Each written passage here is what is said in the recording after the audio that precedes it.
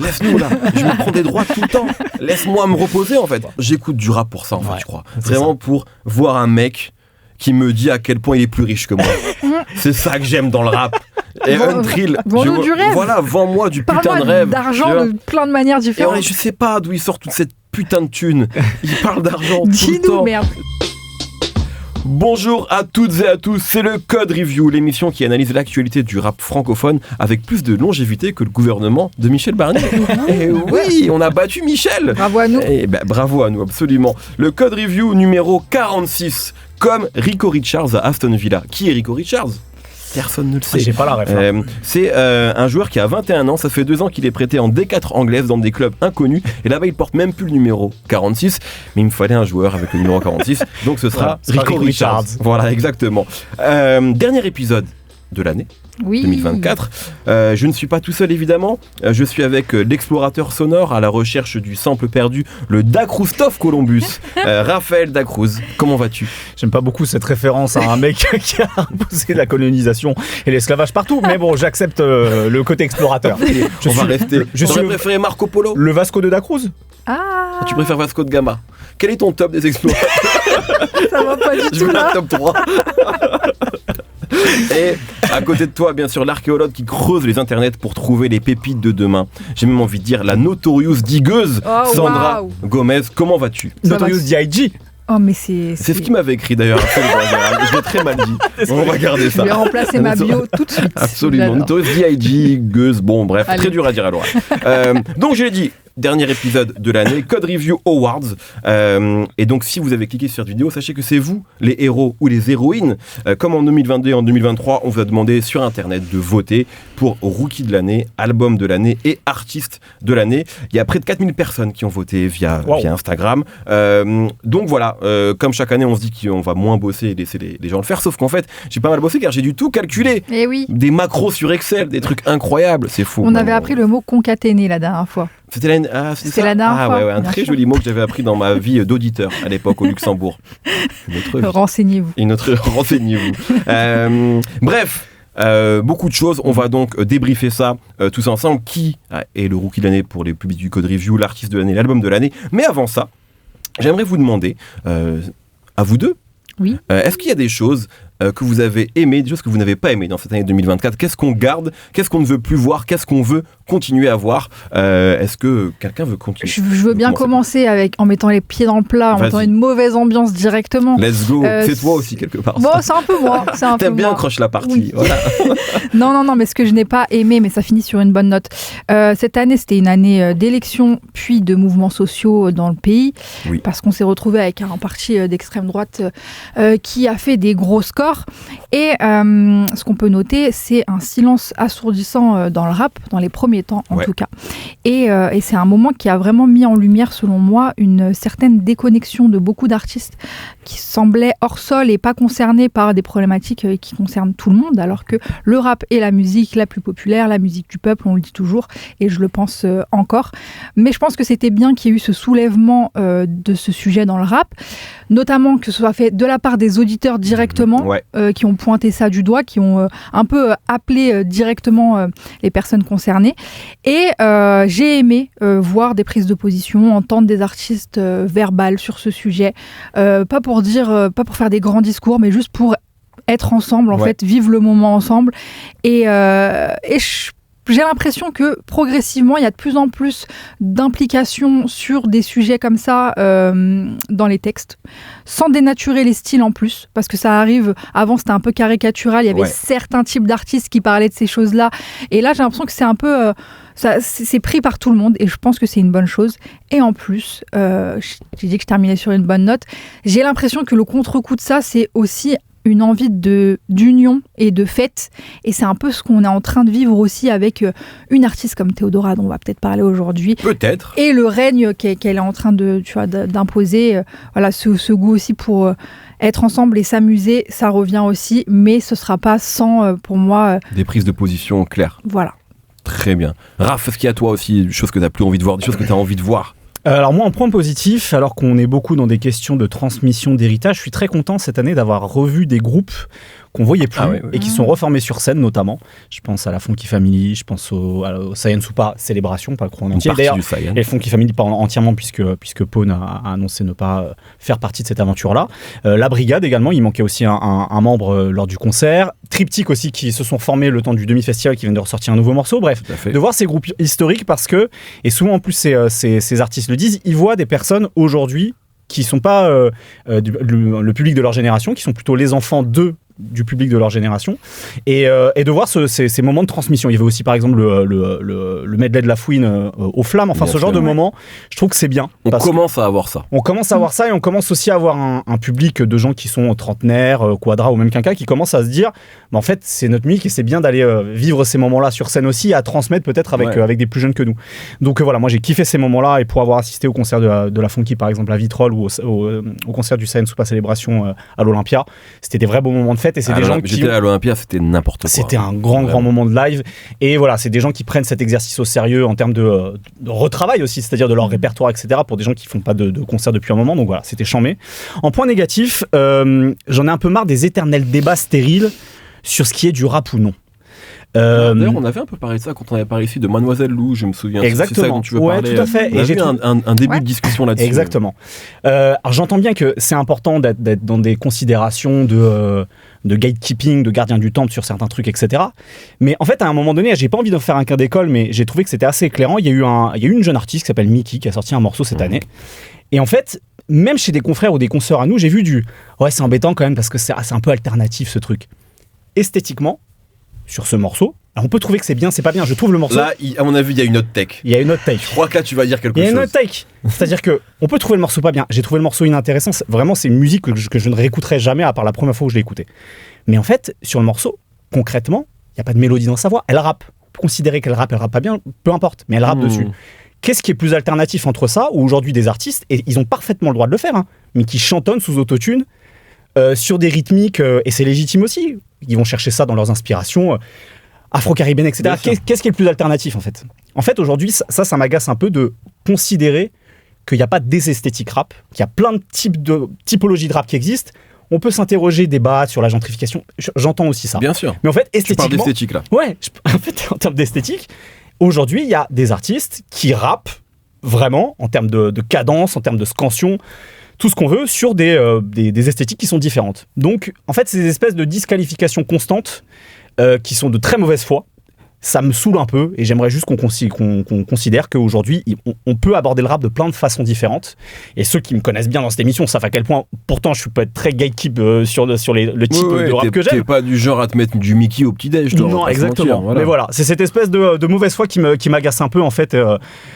Voilà. Très bien, mais c'est dit. Et c'est bien dit. Merci. Sache-le. Je rejoins totalement. Non, mais moi, je suis évidemment entièrement d'accord avec ça. Même si ça ne nous empêche pas de pouvoir avoir des débats sur effectivement la gentrification. Mais c'est un autre sujet.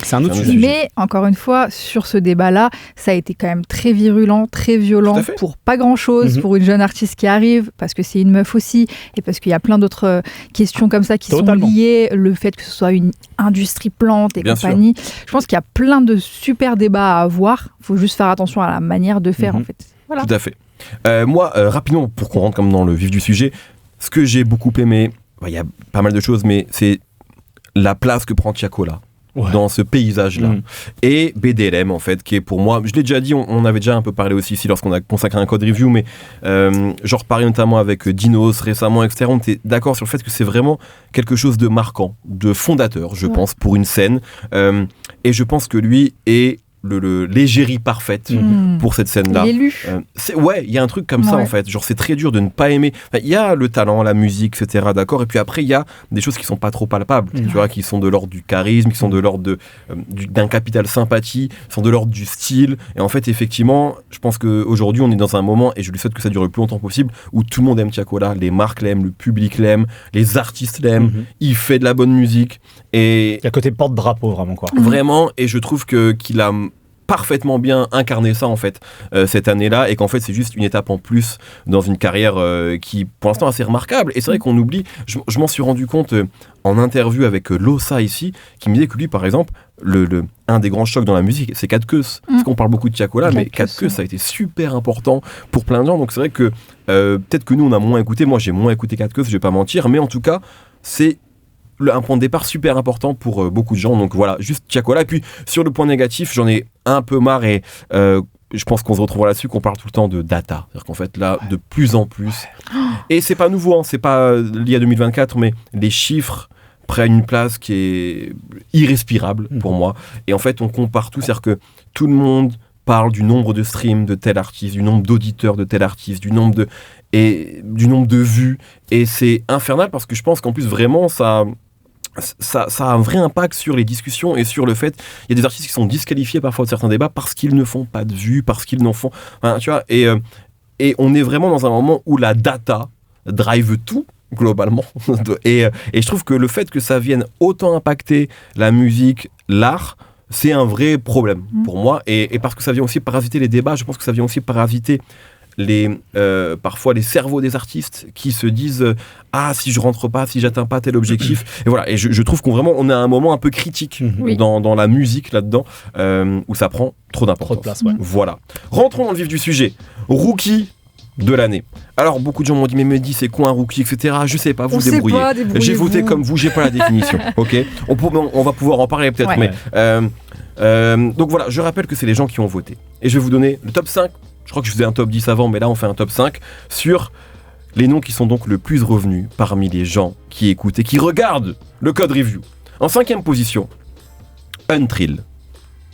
Voilà. Qui a sorti 2 disques cette année. Qui, pour le coup, était identifié par pas mal de gens depuis quelques années, mais moi je l'avais interviewé dans la sauce à l'époque. Mais mais c'est intéressant en tout cas de voir que je pense que beaucoup de gens se sont pris Untrill cette année, et il se peut qu'on y revienne un peu après. 4e position, et c'est important de le dire parce que je crois que c'est la première fois qu'on a une femme citée dans les Code Review Awards, c'est Théodora. Et on en a parlé, on va en dire quelques mots bien sûr, mais on en a parlé lors d'un épisode qu'on a consacré. En 3e position, grosse année pour lui, TH. En 2e position, Lamano. Et en 1re position, et très largement, je dois le dire très très largement, Jola Green. Jola Green, 23. Est-ce qu'on commence en parlant de Jola Green peut-être rapidement, pourquoi ? Parce qu'on a quand même parlé de lui à plusieurs reprises dans cette émission. Tu en avais parlé je crois sur un EP précédent. Exactement. On a parlé du dernier projet qui est sorti, et en début d'année il a sorti Rechercher Destruction aussi, donc voilà, un disque aussi pour lui cette année. Grosse année. Pour moi, je vous le dis la vérité, je pense que celui ou celle d'ailleurs qui a qui ont les plus les profils de rookie, et c'est peut-être là où je vais donner ma propre définition de rookie, c'est peut-être Lamano. Pourquoi ? Parce que Lamano, en fait, moi je le connaissais très peu avant 2024, je vais pas mentir. Théodora un peu plus, mais pour moi c'est un peu les mêmes profils.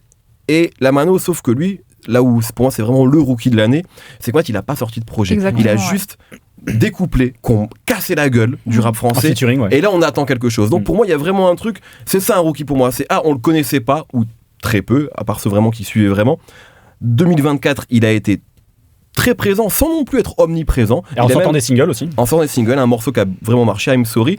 Ouais. Et là, tout le monde attend, c'est quoi la suite ? Pour moi, c'est à ça que ça ressemble à un rookie. Un mec, tu sais, qui a vraiment raffaé l'année sans non plus trop en faire, sans sortir son projet. Jola Green, il était très présent, mais en tout cas, il s'est imposé de manière évidente. Comment vous expliquez ce plébiscite de Jola Green ?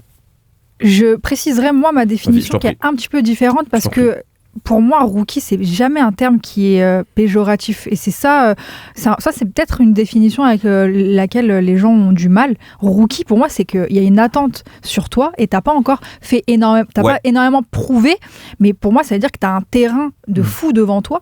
Et Jola Green, effectivement, peut-être que je le mettrais plus trop dans la catégorie rookie depuis le dernier projet.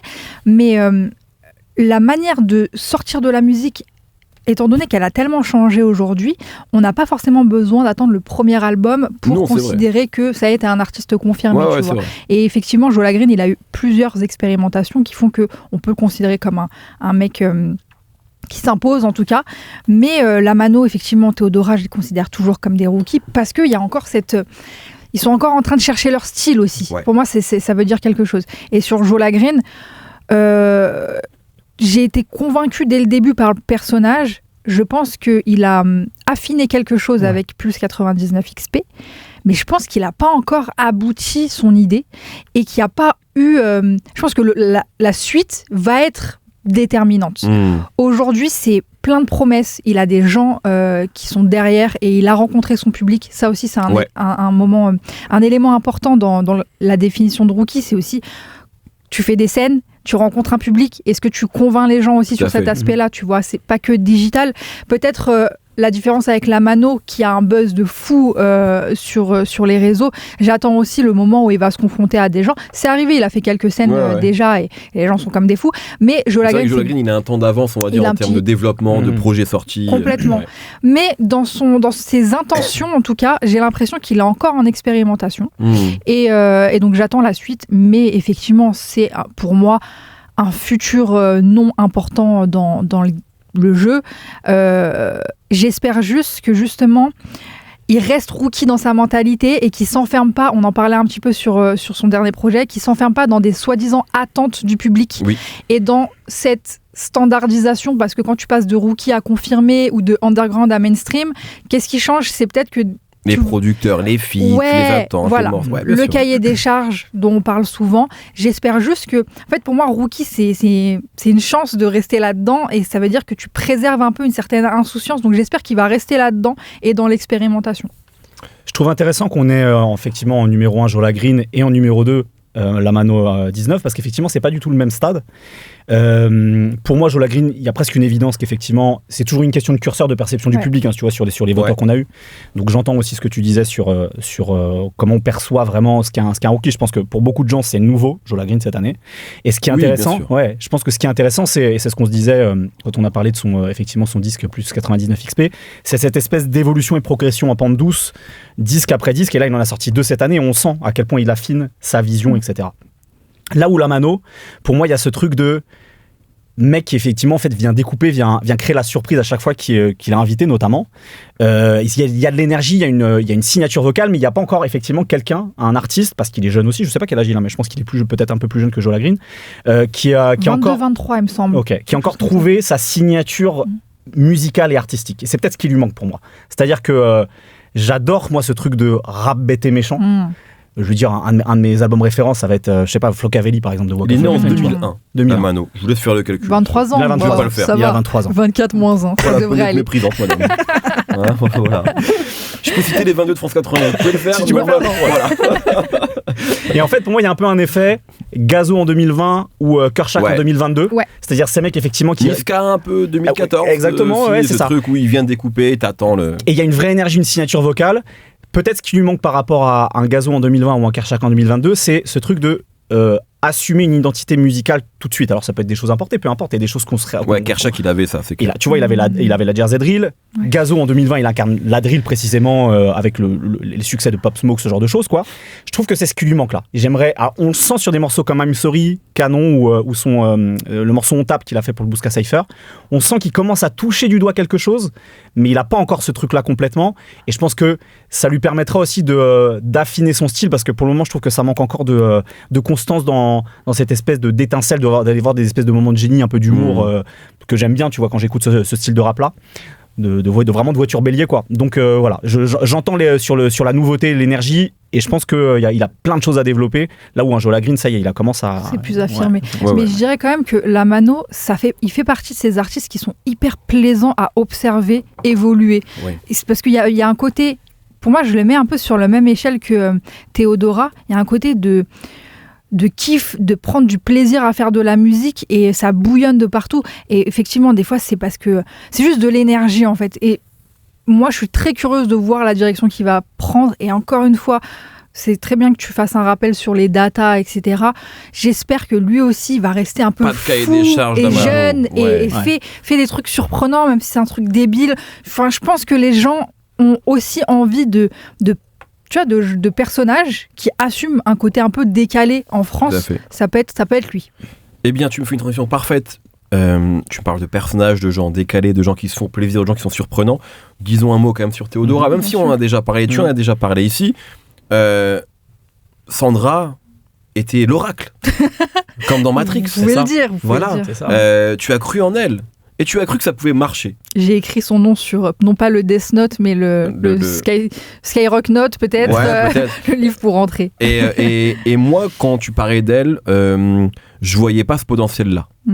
Dans ce qu'elle proposait. Après, c'est vrai, sa musique a évolué, on en a parlé, etc. Elle tente des choses.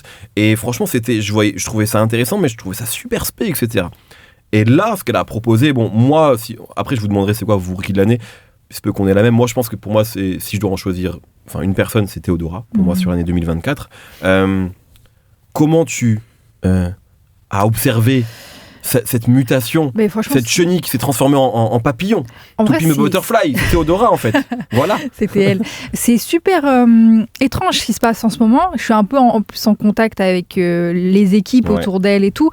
Et je pense que là, personne ne pouvait prédire ce qui s'est passé, ce qui se passe là pour elle, parce que vraiment ça... Non mais c'est énorme. C'est énorme. C'est le clip de Congolese to BBL, il a 4,5 millions de vues, c'est invraisemblable. Et moi, excuse-moi de te couper, sur le top 100 France Apple Music, au moment où nous parlons, le morceau est numéro 15. Ouais, c'est sachant incroyable.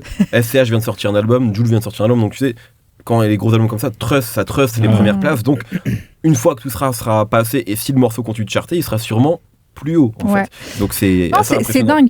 Et après, en fait, je pense qu'il y a une chose qu'il faut noter, moi c'est dans les trucs que j'ai bien aimé cette année, c'est que c'est un peu, les derniers seront les premiers, j'ai l'impression, c'est maintenant que les petits poissons ont une place, parce que justement peut-être un ennui du mainstream, peut-être un ennui des gros noms, mais c'est pas que ça, c'est pas que par défaut, je pense, c'est parce qu'aussi il y a une fraîcheur qui est en fait dont on a besoin.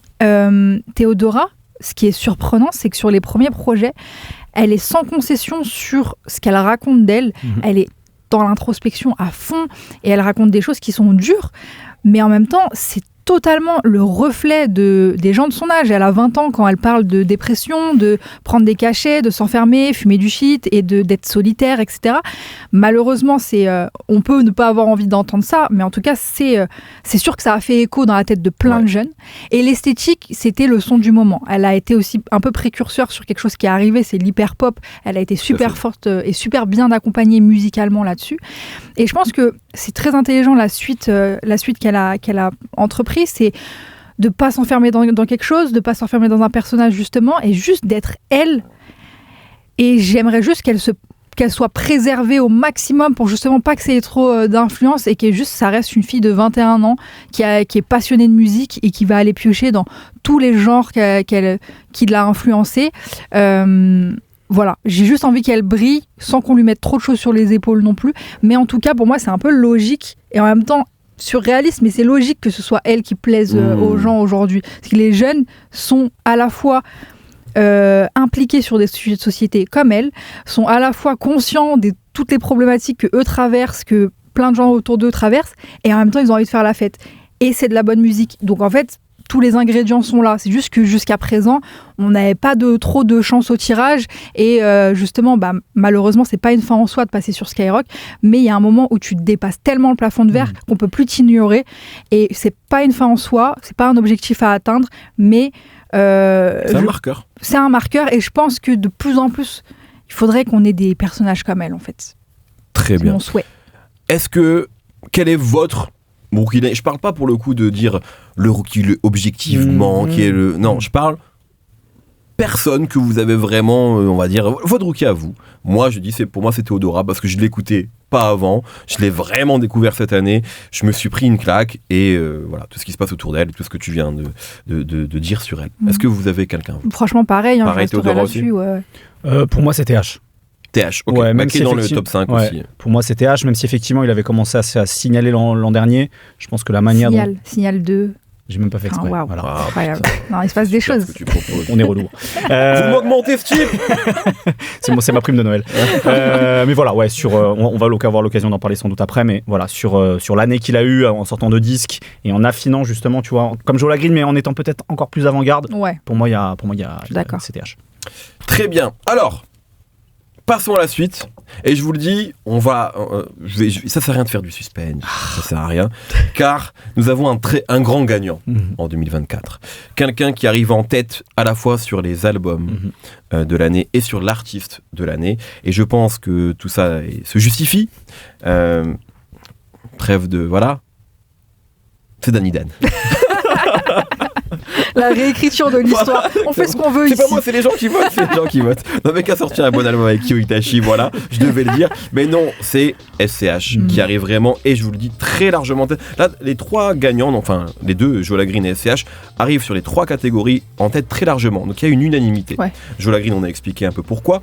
SCH, au-delà du talent et de son année assez folle, je pense que peut-être que ça joue aussi le timing. C'est vrai qu'il a sorti l'album en fin d'année, un peu comme en 2022 quand Il verra à Paris est arrivé aussi assez largement. C'est un homme qui avait beaucoup plu au public de Dinos, aussi aux gens qui écoutent le Code Review, sans remettre en cause la victoire d'SCH, mais on est dans un moment là où tout le monde a adoré l'album, où l'album en plus fait des chiffres impressionnants.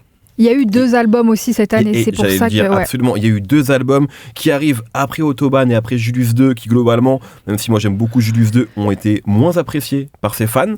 Donc c'est vrai qu'il y a un peu ce côté, tu sais, je pense qu'il y a des gens qui disaient SCH, peut-être c'est fini. Oh là là. Non mais il y a des gens qui se disaient ça. Et donc là, il revient avec un préquel qui n'était pas annoncé, on ne savait même pas que ça arrivait. Et là, il clôt la trilogie. Donc c'est une année record. Pour SCH, il n'avait jamais sorti 2 projets comme ça dans la même année. 2 projets, encore une fois, qui ont été extrêmement célébrés, acclamés, qui sont tous les 2 de très bonne qualité, qui, je pense, c'est assez unique dans l'histoire du rap français d'avoir quelqu'un qui raconte une saga comme ça. Sur 6 ans, ça n'est jamais arrivé, avec quand même, en mettant un point d'honneur à ne pas ternir cette trilogie, exactement. Quadrilogie, j'imagine, ouais. Donc voilà, il y a vraiment quelque chose de jusqu'au boutiste dans sa démarche. Il est allé au bout. Et donc c'est l'artiste de l'année. Qu'est-ce qu'on peut dire qui n'a pas été dit ? Effectivement, il faut mesurer ce qu'a réussi à accomplir SCH dans la même année, c'est sortir ces 2 albums remarquables par leur vision, leur cohérence, leur jusqu'au boutisme. Et le fait qu'il montre à la fois sa maestria dans la singularité qu'il a développée finalement presque en 10 ans de discographie, en développant sa singularité, tout en se montrant aussi, notamment sur Julius 3, parfois surprenant, en développant des teintes musicales ou des motifs thématiques dans les paroles qu'il avait jusque-là effleurés et sur lesquels il va jusqu'au bout. Donc, mine de rien, même si ces 2 albums-là, je les trouve pas parfaits, et on aura peut-être l'occasion effectivement d'en dire un mot sur le Julius 3, puisqu'on va en discuter, c'est l'album de l'année selon notre public. Alors que c'est déjà une pop star, en étant en plus quelque chose que tu n'as pas cité, jury pour la 3e année consécutive de Nouvelle École, qui a un programme qui est très suivi, donc ça lui offre une exposition à un plus grand public. C'est devenu une pop star, mais jamais SCH ne donne l'impression de se trahir ou de travestir sa musique. Nous parlons de cahier des charges. Il n'y a pas de cahier des charges dans les albums de SCH. Exactement. Il n'y a pas ça. Exactement. Et voilà. De garder cette ambition qu'il a cousue avec Julius depuis le premier tome, même si parfois, effectivement, mais j'avais une réserve là-dessus sur le préquel, ça peut sembler hasardeux sur sa manière de vouloir raconter cette histoire, de ce personnage de Julius semi-autobiographique, la manière en fait dont il arrive à garder des fils conducteurs sur tous les albums, musicalement aussi, vu le statut qu'il a, je trouve ça assez fascinant qu'il arrive à maintenir ce cap-là, et c'est complètement, à mon sens, logique effectivement que les personnes qui ont voté se célèbrent en fait cette année de SCH, quoi. Rien à rajouter, SCH homme de l'année de manière assez incontestable, et je dirais que c'est encore une fois la victoire de musique sincère, j'ai l'impression, tu vois, et c'est ça qui peut-être fait la différence. J'ai donné le top album pour qu'on puisse peut-être en dire quelques mots aussi. Donc, en 5e position, TH avec Hit Rap. En 4, il est encore là. Untrill, Réplica 2. TH et Untrill sont célébrés par le public. En 3, on avait parlé dans le Code Review, Green Montana avec Sodad. Très bel album de Green, qui n'a peut-être pas eu la vie qu'il aurait dû avoir, mais un très bel album. En 2e position, Zamdan avec Solsad. Et en 1re position, donc, SCH avec Julius 3. Peut-être dire un mot sur quelques... Alors, on avait parlé de Green. Untrill, je sais que toi, tu l'as beaucoup écouté aussi. Oui. Réplica 2. Oui. Toi aussi, moi aussi, c'est complètement ma cam, là. Non, mais je savais pas si on avait déjà parlé ensemble. Sachant qu'il a lui aussi sorti 2 projets, puisqu'il a sorti Nouvelle Trappe il y a quelques semaines au moment où on parle. Donc c'est un rimeur qu'on connaît depuis quelques années. Voilà, moi je l'avais vraiment découvert peut-être vers 2019, je crois. Donc proche voilà, de l'équipe Don Dada, Hologramlo. Et j'ai adoré Nouvelle Trappe, le dernier projet, mais j'ai préféré aussi, comme notre public, Réplica 2, que je trouve extraordinaire. Et on est vraiment, je pense qu'aujourd'hui, d'ailleurs il le dit sur Nouvelle Trappe, il dit « Personne flex comme Trillion enfant ». Il est d'une insolence, mais vraiment, et on est dans ce truc des punchlines à chaque ligne. C'est presque trop même. Tu vois, tu dis, laisse-nous le temps. Laisse-nous là, je me prends des droits tout le temps. Laisse-moi me reposer en fait. Mais ce qui permet en fait à chaque fois de retourner sur sa musique et de redécouvrir ou de découvrir des nouveaux trucs quoi. J'écoute du rap pour ça en fait, je crois. Vraiment pour voir un mec qui me dit à quel point il est plus riche que moi. C'est ça que j'aime dans le rap. Et Untrill, vends-nous du rêve. Voilà, vends-moi du putain de rêve. D'argent de plein de manières différentes. Et on avait déjà parlé, je sais pas d'où il sort toute cette putain de thune. Il parle d'argent tout le temps. Merde. Mais c'est extraordinaire. Et en même temps, en étant extrêmement détaché. Il est insolent. En fait, il est insolent, mais il fait preuve d'autodérision sur le sujet. Il peut être détaché sur le sujet, il peut être insolent.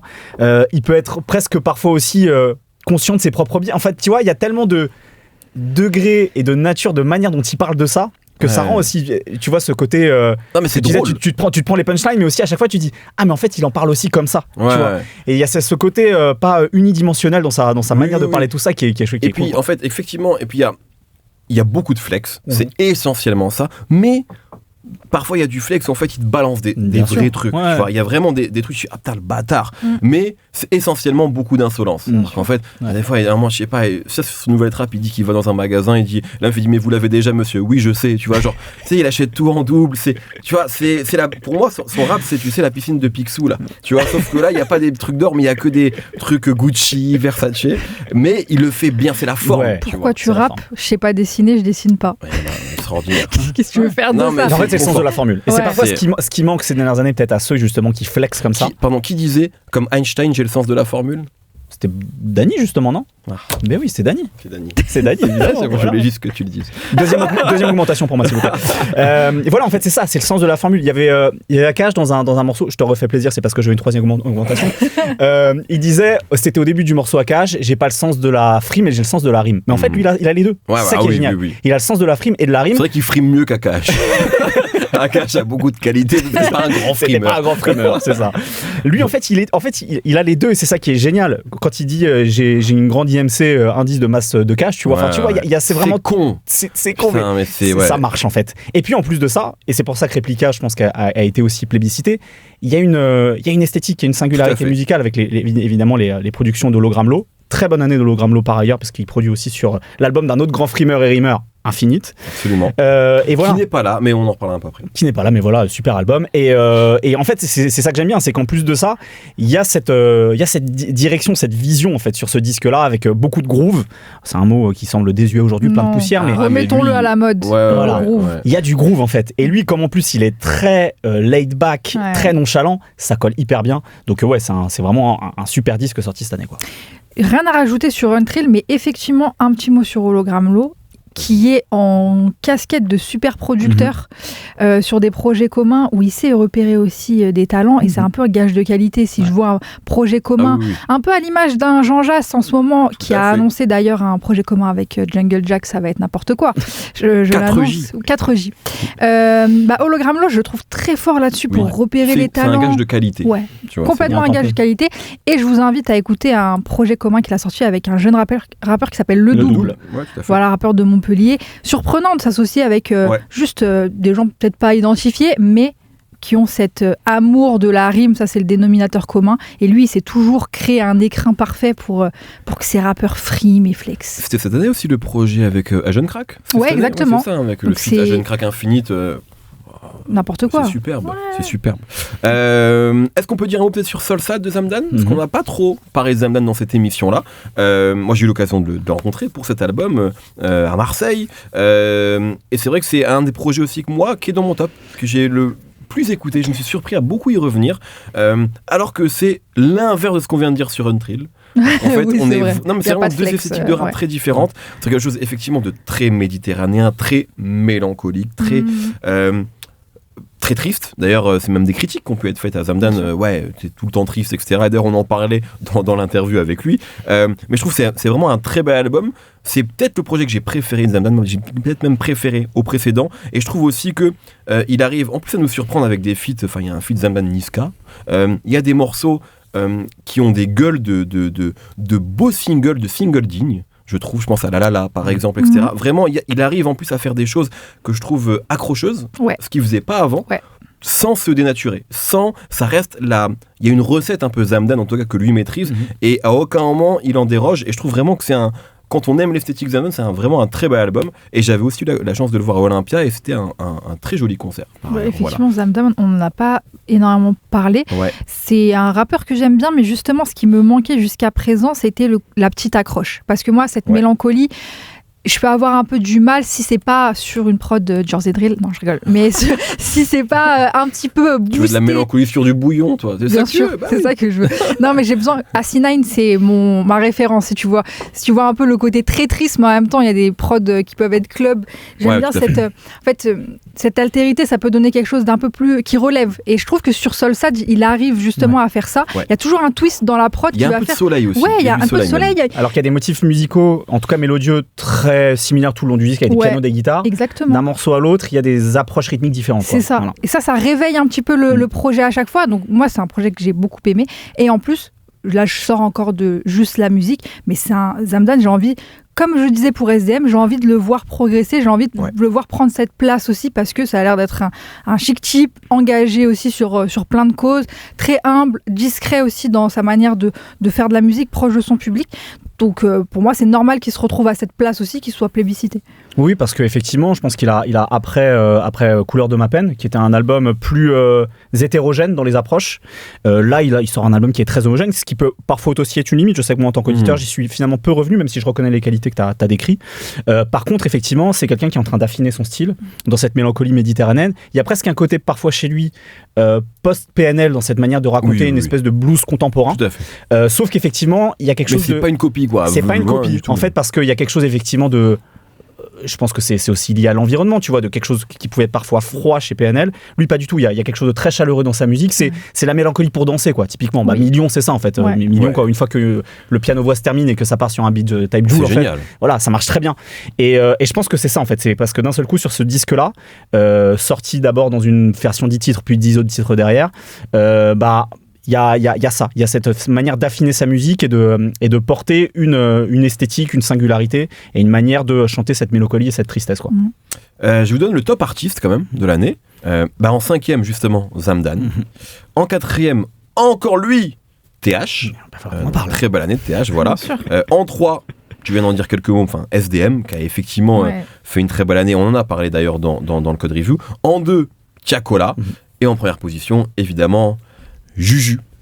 Comme on l'appelle. L'incontournable, voilà le S et tout. L'année record. Est-ce qu'on peut dire peut-être un mot sur TH, même si tu en as un peu parlé, mais peut-être juste à quel point aussi c'est... Je pense maintenant que là aussi, tu vois, moi je trouve ça assez logique qu'il ait été mis dans les rookies, parce que maintenant on attend quelque chose, tu vois, c'est maintenant un peu ce que tu disais, tu sais, sur Jola Green, etc. Il a vraiment prouvé il rappait comme personne d'autre, pour le coup. Il avait des choix de prod, des choix de thèmes qui ressemblent à personne d'autre. Et maintenant, voilà, c'est comment tu... Parce que si on regarde... moi, il y a pas longtemps, je parlais avec quelqu'un de son équipe et qui me disait, en fait, voilà, TH, c'est génial, mais si on parle de data, c'est pas encore aussi impressionnant que d'autres, en fait. Okay. Et c'est malin. Est-ce que eux, justement, ils vont continuer à rester sur ce créneau-là? Comment ils arrivent aussi à percer un plafond de verre? Mais en tout cas, sur la proposition qu'il a faite, je suis content qu'il ait réussi à convaincre autant de gens avec quelque chose qui est vraiment radical, en fait. Et radical au point que je pense que quand tu l'écoutes, et on en a déjà parlé ici, au début, tu sais pas trop s'il est bon ou pas. Tu peux détester le truc. Tu peux détester et tu peux ne pas comprendre, en fait. Et du coup, c'est déboussolant, un peu comme SCH dont on parlait au début. Très bon signe pour moi, si tu peux détester un truc facilement. Complètement.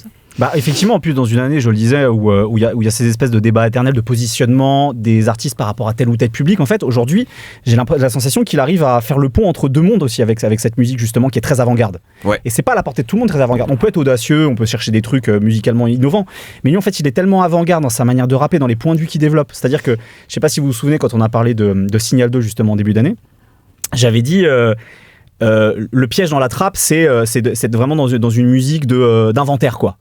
Et de tomber sur du bingo, quoi. Et lui, en fait, il a un espèce de point de vue un peu débulé, un peu désaxé, où il va pas. Et en plus, je trouve qu'il a développé ça encore plus sur E-Trap, où en fait, il passe constamment du macro au micro. En fait, il y a des phrases comme ça que j'ai notées sur l'album, où il dit, en gros, l'aide humanitaire passe par la frontière, mais la dope passe par les réfugiés. Enfin, tu sais, d'un seul coup, t'as l'impression que c'est la saison de The Wire, quoi. Tu vois, enfin, il y a vraiment ce truc où il arrive à développer, ou quand il dit les Américains nous ont menti, je mens au procureur général. En fait, d'un seul coup, il a cette espèce de truc où tu changes de point de vue d'un seul coup, et c'est ça qui est intéressant chez lui. C'est à la fois dans sa manière de rapper, dans sa manière de non rimer aussi, ce qui est pas facile en fait à assumer, cette manière de pas forcément tout faire rimer. Et comme un Stavo, par exemple. Et c'est pas étonnant finalement. Délinquance juvénile, c'est un des top cheats de l'année, il faut le dire. Voilà. En fait, il arrive aussi bien à matcher. Vas-y, pardon. Canette énergisante. Ouais, aussi. J'aime trop ce morceau. Le fait qu'il arrive aussi bien à matcher avec un Alpha One qui lui aussi développe cette espèce de point de vue un peu différent, et aussi un Stavo, pour moi ça dit tout. Et ça dit aussi justement sur ce pont qu'il arrive à faire entre des publics différents. Et puis il y a des morceaux comme Pilule, enfin il y a plein de choses en fait qui montrent à quel point c'est quelqu'un qui a une vraie vision, et encore une fois qui est avant-garde, et c'est pas à la portée de tout le monde, quoi. Il y a de la substance dans ce qu'il fait en fait, il n'y a pas que la forme justement surprenante. J'avais été dithyrambique sur E-Trap quand il venait de sortir, donc je vais pas en rajouter, mais il est dans mon top, je l'ai énormément écouté. Et effectivement, rappelons quand même que là, il a fait il y a quelques mois, à la rentrée, je crois, son premier concert à la Maroquinerie. C'est encore au tout début. Il y a un engouement qui est énorme pour l'audience qu'il a, tu vois. Et mais il y a plein de belles attentes sur lui. Et encore une fois, là, nouveau personnage, ça fait du bien. Un nouveau chemin qui s'ouvre. Donc c'est peut-être ça, l'année 2024, c'est plein de nouvelles propositions qui trouvent une audience. Très bien. Nous arrivons au bout de cette émission. On n'a même pas parlé de Julius 3 ? C'est vrai. On n'a pas parlé de Julius 3 ? On peut peut-être faire 5 minutes sur Julius 3 5 minutes, on n'a pas. T'as 5 secondes. Vas-y. C'est vrai, mais en fait, c'est tellement une évidence, on est tellement dedans, mais t'as raison. Conclusion idéale à la saga des Julius pour moi. Voilà. On savait que ce personnage allait mourir, mais il le fait pas mourir comme Tony Montana, il le fait mourir dans ses propres remords, dans ses propres tourments moraux, en fait. C'est un suicide ? On sait pas. C'est une mort de l'âme en tout cas. Et en même temps, ce qui est cool, c'est que en faisant des références encore plus évidentes, extrêmement maîtrisées, je trouve, à la chanson française, ça lui permet de conclure un truc qui a traversé toute cette quadrilogie des Julius, son rapport avec son père et son rapport au deuil avec son père. Et je trouve que cette manière de rendre hommage finalement à son père comme ça, en faisant en plus ces références-là, ça permet de tout conclure. Et pour moi, en fait, c'est vraiment une conclusion idéale à cette saga. Tu vois, ça valait le coup que tu interviennes. Merci, ça fait plaisir. C'était superbe. Merci. J'ai aucun regret. Autant des fois, tu regrettes un peu. Bien sûr, mais bon, pour me dire... Parce que ça m'arrive de dire de la merde, voilà. Comme tout le monde. Super. Merci. Tout début, on va couper. Mais là, c'était bien ça. Peut-être très rapidement, je vous demande s'il vous plaît, mais... Super rapide. Ouais, vraiment la super rapide. Sur vos Apple Replay, si vous devez me donner un album qui arrive très haut et que qui n'a pas été cité, je commence rapidement. Moi, l'album rap français que j'ai le plus écouté, c'est La Cour des Miracles de Esprit Noir, juste devant 888 de Infinite. Voilà, juste pour le dire. Et donc, deux albums que j'aime beaucoup pour des raisons différentes, mais Esprit Noir, je trouve qu'on n'a pas assez parlé de ce très bel album, très bien réalisé par Schwitzmatic, sans que ce soit un storytelling. Il y a un côté vraiment, c'est la vie d'Esprit Noir avant sa vie de rappeur. J'ai trouvé ça super bien, super malin, super bien foutu. Donc voilà, je voulais juste en parler parce que j'ai adoré cet album. Très rapide, Gêne, ce n'est pas un album précisément, mais ce qu'il est en train de faire, je trouve ça très intéressant. Oh putain, Gêne sur Skyrock en novembre 2025. Je le vois gros comme une maison. Ça arrive lourd. Non, mais j'ai énormément d'attachement pour la musique qu'il fait. Lui et son équipe, qui est très importante. La première fois que j'ai parlé de lui ici, j'avais donné 2 références, c'était PNL et Aphex Twin.